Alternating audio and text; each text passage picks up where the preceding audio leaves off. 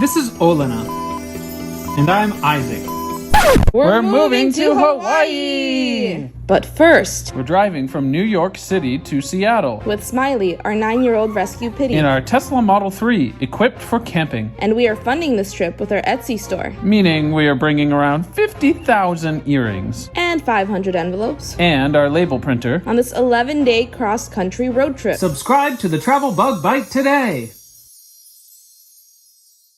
Also, since you're here, explain what happens if you drive with your trunk open. Yeah, so the trunk is open, so the camera is pointing upwards, so it will not let me use cruise control or autopilot. Not even normal cruise control that sets the speed.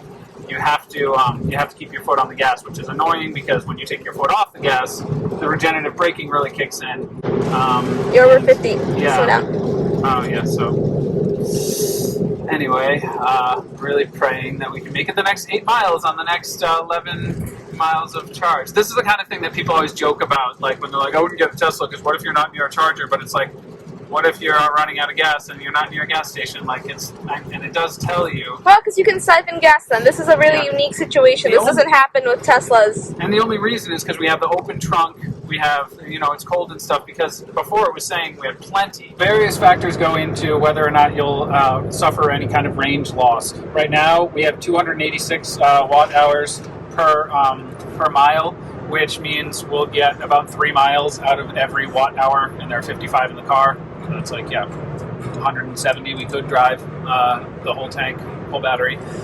So if we had all the windows down, that would create a little bit of drag. If I had the heat blaring, that's the worst out of everything. Weight is a little bit of a factor, but the biggest factor is definitely heat. One time we had the trunk open, and we had like basically an armchair sticking out of it, and it was coldish outside, so we had to have the heat blasting. And now we have 275. That was like 410, so it was more like 2 miles per watt hour. So it's a lot different. So you're definitely the lifetime in the car is 270. So like average the whole time 42,000 miles has been 270.